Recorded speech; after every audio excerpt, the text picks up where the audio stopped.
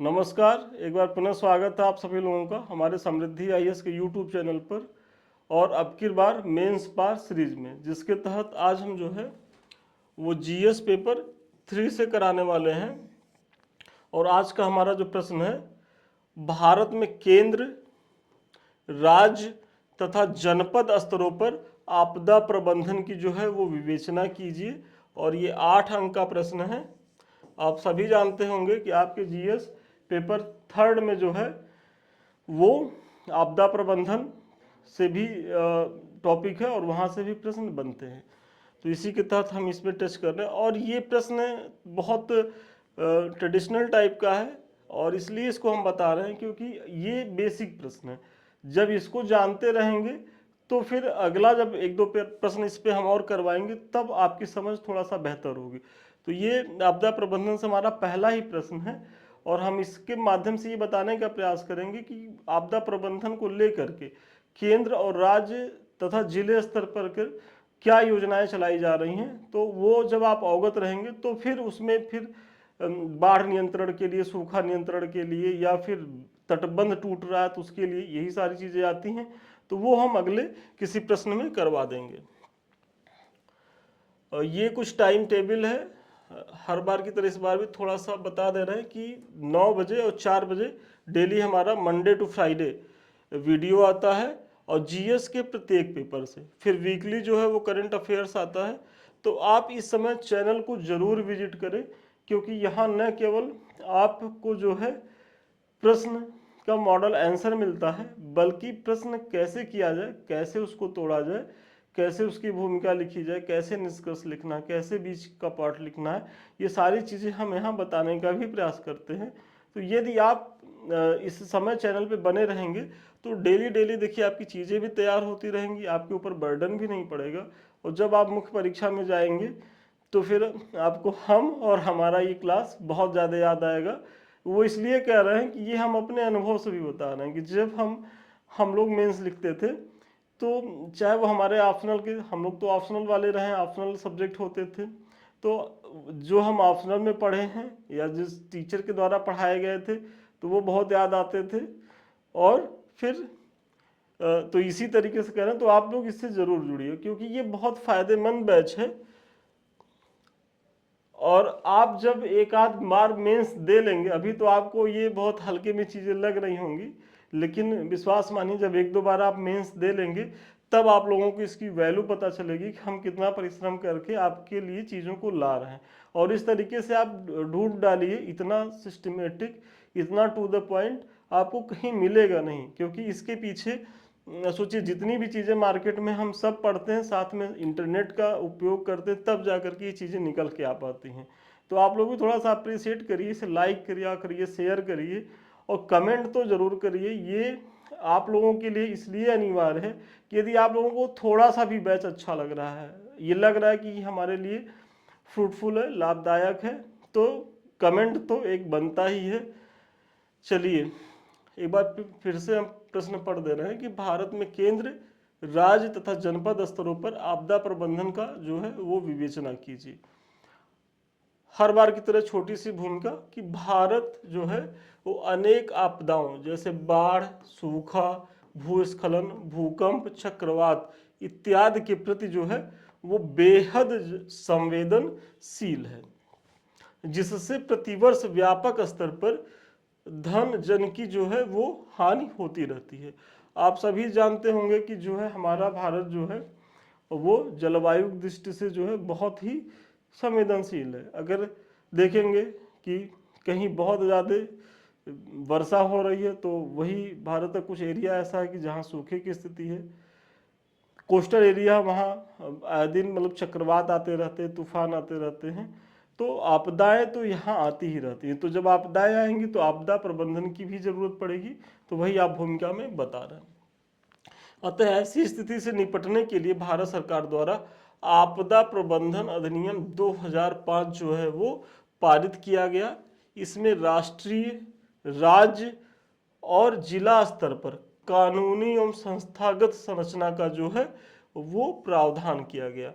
मतलब ये जो आपदा प्रबंधन अधिनियम जो 2005 पारित किया गया, इसमें राष्ट्र, राष्ट्र मतलब राष्ट्रीय स्तर पर मतलब केंद्रीय स्तर पर, राज्य स्तर पर और जिला स्तर पर आपदा प्रबंधन को लेकर के क्या रणनीतियां होनी चाहिए, तो एक ऐसी बॉडी की जो है वो निर्माण किया गया। सबसे पहले फिर आप बताइए कि राष्ट्रीय स्तर पर आपदा प्रबंधन के उपाय एवं संस्थाएं।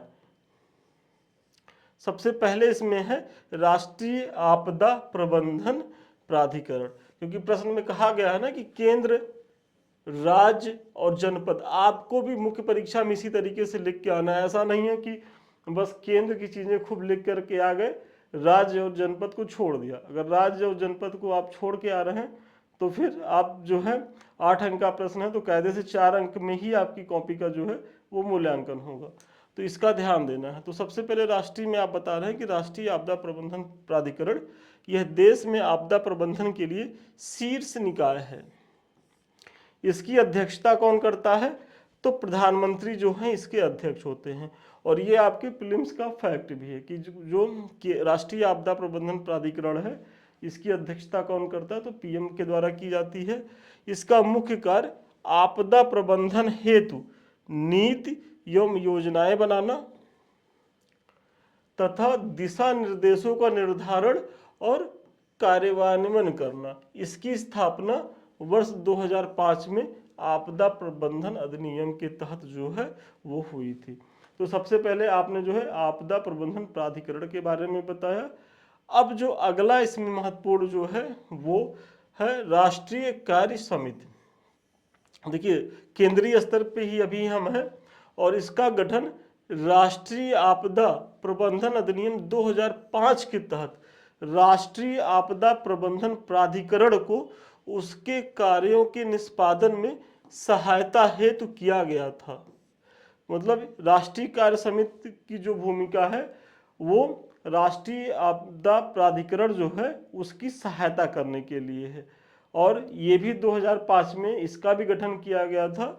और केंद्रीय जो गृह सचिव होते हैं ये इसके जो है पदेन अध्यक्ष होते हैं। मतलब पहले की अध्यक्षता प्रधानमंत्री मोदी कर रहे थे, मतलब अभी हैं तो वो करेंगे, जब कोई भी प्रधानमंत्री रहेगा तो उस समय वो करेगा, मतलब प्रधानमंत्री करेंगे। लेकिन ये दूसरा जो है राष्ट्रीय कार्य समिति, इसके जो पदेन अध्यक्ष होते हैं वो केंद्रीय गृह सचिव होते हैं। फिर राष्ट्रीय आपदा प्रबंधन संस्थान तीसरा जो है, आप इसकी भी चर्चा करें। यह संस्थान आपदा प्रबंधन के लिए अनुसंधान, मानव संसाधन का विकास और क्षमता निर्माण का कार्य जो है वो करता है। कौन करता है, राष्ट्रीय आपदा प्रबंधन संस्थान जो है। इसके द्वारा क्लासरूम आधारित ऑनलाइन स्व अध्ययन और उपग्रह आधारित जो है वो प्रशिक्षण भी जो है दिया जाता है। तो यहाँ ये सब जो चीज़ें हैं वो राष्ट्रीय स्तर पर आपदा को लेकर के क्या नीतियाँ बनाना है, उनके प्रबंधन के तरीके क्या होने चाहिए, तो इन संस्थाओं के माध्यम से किया जाता है। और देखिए ये संस्थाओं को आप जो है रट लीजिए, क्योंकि यहाँ समझने जैसा कुछ विशेष है नहीं, और आप इसलिए रट लीजिए कि यहाँ से प्रश्न प्रत्येक वर्ष आते ही आते रहते हैं, क्योंकि बहुत छोटा सा टॉपिक है और ये उसके कोर एरियाज हैं। तो इसको तो आप स्किप करके आप जा ही नहीं सकते, क्योंकि अगर एसए में भी आपदा प्रबंधन को लेकर के आ गया तो आपको इन संस्थानों का उल्लेख करना ही करना है। इसलिए कुछ चीज़ें आपको मुख्य परीक्षा में यदि अच्छा अंक पाना है तो कुछ चीज़ें तो रटनी पड़ेंगी ही पड़ेंगी। ऐसा नहीं है कि जो लोग कहते हैं कि बिना फैक्ट लिखे जो है वो मेंस में अच्छा अंक लाया जा सकता, मुझे तो नहीं लगता, क्योंकि हमको नहीं मिला है। हम अपने अनुभव से बता रहे हैं कि जब तक हम अपने मेंस आंसर राइटिंग में तर्क तथ्य का प्रयोग नहीं करते थे, उदाहरण नहीं देते थे, तब तक हमको अंक नहीं मिलते थे। जब ये चीज़ें समझ में आई, थोड़ा सा रटे भी, चीज़ों को कोट करके आए, तो हम फिर इंटरव्यू भी दिए। तो मैं अपने अनुभव से चीज़ें कह रहा हूँ। तो ये सब चीज़ें आपको भी थोड़ी सी रटनी होंगी। और रटनी क्या, प्रीलिम्स के लिए तो आप रटते ही रहते हैं। प्रीलिम्स के लिए सोचिए कितना फैक्ट आप उपयोग करते हैं, बस उन्हीं फैक्टों का जो है यहाँ स्मार्ट तरीके से उपयोग कर लीजिए। बस भाई केंद्रीय आपदा प्राधिकरण के बारे में कहाँ नहीं आप जान रहे थे, सब जान रहे थे, बस उसको लिख दीजिए। और वो लिखना तभी आएगा कि जब आप डेली आंसर राइटिंग करेंगे, क्योंकि मुख्य परीक्षा में होता क्या है कि अगर आप प्रैक्टिस नहीं किए हैं, पहले से आंसर राइटिंग नहीं किए हैं, तो वो फैक्ट जो है जो आपको याद रहते हैं एग्जाम के प्रेशर में, वो भी आपको निकल के आते नहीं। क्यों नहीं आते हैं? क्योंकि आपका दिमाग इतना ज़्यादा फास्ट चल नहीं पाता है और प्रेशर ज़्यादा रहता है। मतलब समस्या ये होती है कि जैसे ही परीक्षा हाल से आप बाहर निकलेंगे, आपको लगेगा अरे यार लो ये छूट गया, वो छूट गया, ये तो मुझे आ रहा था, ऐसे लिखना था। तो ये सारी समस्याओं से बचने का एक ही उपाय है, खूब आंसर राइटिंग करिए। मतलब दिन भर में जितना आंसर राइटिंग कर पाइए वो आपके लिए बेनिफिशियल है, और जितना आंसर राइटिंग किए रहेंगे उतना ही सहज आप अपने मुख्य परीक्षा में होंगे। और यदि आप मुख्य परीक्षा में सहज हो रहे हैं तो सोच लीजिए कि फिर आप सफलता के कितने करीब हैं। तो इसी के तहत हमारे संस्थान के द्वारा भी टेस्ट सीरीज का जो है आयोजन किया जा रहा है। अब आप लोगों ऐसा मत सोचिएगा कि सर अपना कोर्स बेचने के लिए मुख्य परीक्षा की चीज़ों का इतना महिमा मंडित कर रहे हैं। देखिए, हम आपसे 2-4-5 हज़ार ले करके हमारा कुछ नुकसान होने वाला नहीं है। हम ये कभी नहीं चाहेंगे कि हम अपने लाभ के लिए आपकी चीज़ों का नुकसान हो। और यदि आप हमारे संस्थान से जुड़े भी हैं, जो बच्चे जुड़े भी हैं, हम तो इतना मतलब लिबरल रहते हैं सारी चीज़ों को लेकर, क्योंकि हमको पता है कि भाई एक जो स्टूडेंट होता है वो किन परिस्थिति में जो है तैयारी करता है, उसके ऊपर आर्थिक समस्याएं रहती हैं, और अगर 2-4-6 साल चीज़ें लेट होती हैं तो कितना ज़्यादा वो प्रेशर महसूस करता है। तो उन्हीं सब प्रेशर से बचने के लिए आपको इस तरीके के मार्ग को बताते हैं। और बैच क्या, अगर हमको बैच ही अपना पूरी तरीके से चलाना होता तो हम आप लोगों के सामने निःशुल्क जो है 2 प्रश्न जो है अपना ऐसे नहीं दे रहे होते, इसको हम अपने कोर्स में ही लाते। लेकिन हमारा यही प्रयास है कि कम से कम जो बच्चे हमारे कोर्स को नहीं ले पा रहे हैं किसी भी कारणवश, तो कम से कम ये चीज़ें सुने समझें और अपने जीवन में इसका लाभ लें।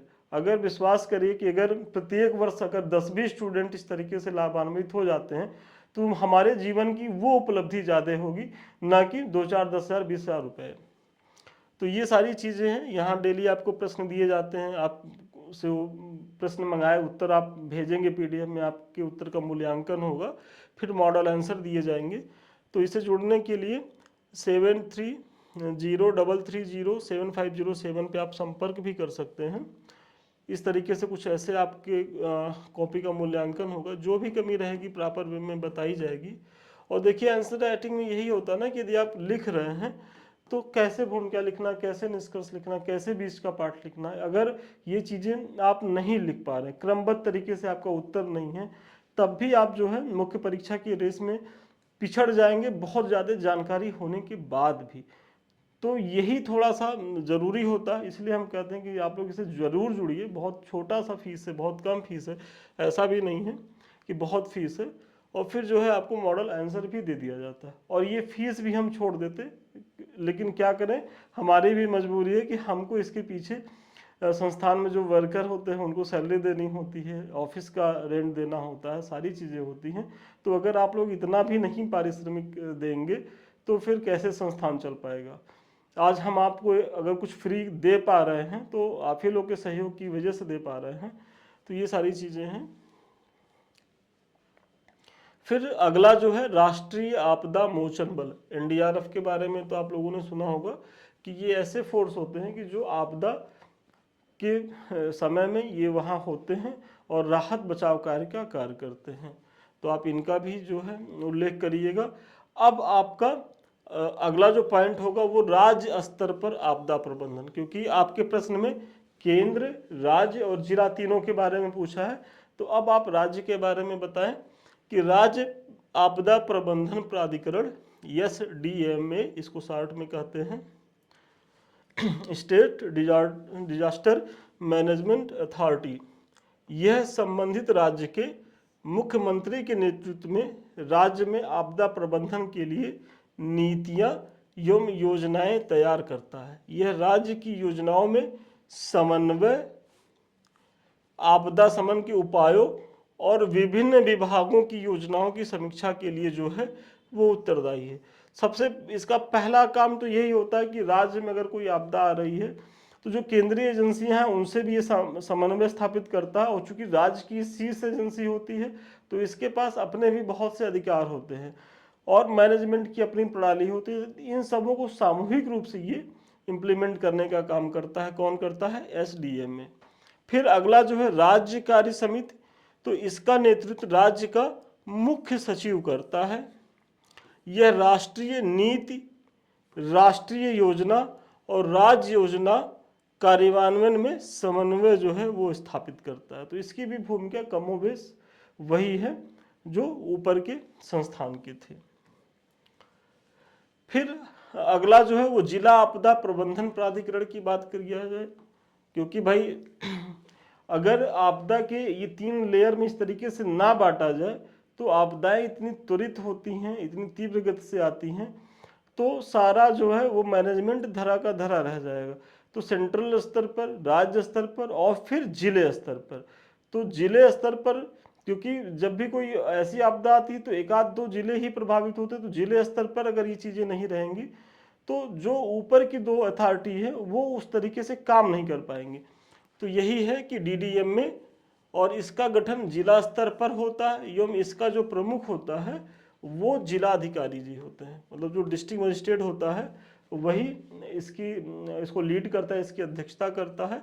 यह जिला स्तर पर आपदा प्रबंधन हेतु योजनाओं को बनाने, समन्वय और उसके कार्यान्वयन का कार्य करता है। जैसे अगर कोई बाढ़ग्रस्त इलाका है, जिला है, तो वहाँ जब वर्षा के पहले ही जो DM साहब होंगे वो एक समीक्षा बैठक करेंगे कि तटबंध को लेकर के क्या स्थिति है, कि कहीं ऐसा तो नहीं कि भाई नदियों में पानी आए और कोई तटबंध टूट जाए तो बाढ़ आ जाए, और अगर बाय द वे खुदा न खास्ता बहुत ज़्यादा पानी का फ्लो हो जाता, तटबंध टूट भी जाता है, तो उसको नियंत्रित करने के फिर हमारे प्लान B क्या है। तो ये सारी चीज़ों की एक समीक्षा बैठक पहले होती है।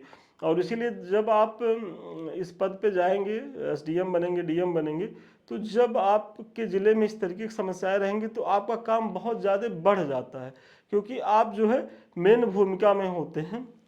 इनके पास सुरक्षा मानक तय करने, निर्माण का कार्य की जांच करने एवं राहत उपायों की जो है व्यवस्था करने का भी अधिकार होता है। तो ये काम कौन करता है? DDMA करता है। इस प्रकार स्पष्ट है कि विभिन्न स्तरों पर आपदा प्रबंधन हेतु एकीकृत व्यवस्था जो है वो बनाई गई है, किंतु आपदा के समय इसमें कई बार आपसी तालमेल का जो है वो अभाव दिखता है। मतलब ये तो ठीक है कि राज्य स्तर पर, केंद्र के स्तर पर और डिस्ट्रिक्ट लेवल पर तीनों जगह आपदा प्रबंधन को लेकर के तमाम समितियां बनी हैं, तमाम प्राधिकरण बनाए गए हैं और वो बहुत बेहतरीन काम कर रहे हैं। लेकिन कभी कभी ऐसा होता है कि इन तीनों ही जगहों में आपसी समन्वय के अभाव के कारण जो है जिस तरीके से राहत सामग्री पहुंचानी चाहिए वो चीज़ें नहीं हो पाती, या जो आपदा के पहले की जो तैयारी होती है वो नहीं हो पाती और एक व्यापक स्तर पर जन धन की हानि हो जाती है। तो इसमें यही कहा जा रहा है कि अतः तीनों स्तरों पर बेहतर समन्वय की जो है वो जरूरत होती है, जिससे देश में आपदाओं के प्रभाव को कम करके जान माल की जो है वो सुरक्षा की जाए। मतलब ये जो तीनों, ऐसा नहीं है कि तीनों अलग अलग हैं कि भाई राज्य का है तो राज्य अपने स्तर पे देखेगा, केंद्र अपने स्तर पे देखेगा या जिला अपने स्तर पे। इन तीनों में एक लिंक होना चाहिए और आपस में समन्वय होना चाहिए, तभी जो है एक त्वरित और सटीक जो है वो कार्रवाई आपदा के समय की जा सकती है। यही आप बता रहे हैं। और इस प्रश्न में कुछ ऐसा था नहीं, सब फैक्चुअल ही था। तो आप लोगों को लगा होगा कि सर ये तो पूरा फैक्ट है, लेकिन क्या करेगा, थोड़ा सा फैक्ट भी मुख्य परीक्षा में पढ़ना होगा। तो आज के प्रश्न का उत्तर यहीं तक था। कुछ लिंक्स हैं, इस लिंक्स को आप लोग जरूर जुड़िए, फॉलो करिए। जैसे हमारा टेलीग्राम है, यहाँ तो आप लोग जुड़िए इसलिए क्योंकि जो भी हम पढ़ा रहे हैं उसका जो है PDF आपको मिल जाएगा यहाँ। एक समय के बाद करंट अफेयर्स की चीज़ें यहाँ मिल जाती हैं, या आपकी परीक्षा से उपयोगी कोई भी जानकारी होती है वो हमारी टीम के द्वारा यहाँ प्रोवाइड करवाई जाती है। दूसरी चीज़, ये हमारे समृद्धि IAS का YouTube चैनल है, आप लोग इसे लाइक करिए, सब्सक्राइब करिए, शेयर करिए। ये आप ही का चैनल है और इसे आप ही को आगे बढ़ाना है। इसी तरीके से हमारा जो सेकंड चैनल है संदीप मिश्रा ऑफिशियल, आप लोग इसे भी स्नेह दें, क्योंकि यहाँ भी जो है हमारे द्वारा टाइम टू टाइम वीडियो बनाया जाता है और डाला भी गया है। यदि आप लोग इसको नहीं जुड़े तो इसको जो है देखिए, यहाँ भी आपके काम की बहुत सी चीज़ें मिलेंगी। और यदि हमारे किसी बैच से आप जुड़ना चाह रहे हो या हमसे बात करना चाह रहे हो तो 7303075007 पे आप संपर्क करें। तो चलिए आज के लिए इतना ही, पुनः मिलते हैं नए वीडियो में नए क्लास के साथ। तब तक के लिए धन्यवाद, शुभकामनाएं आपको।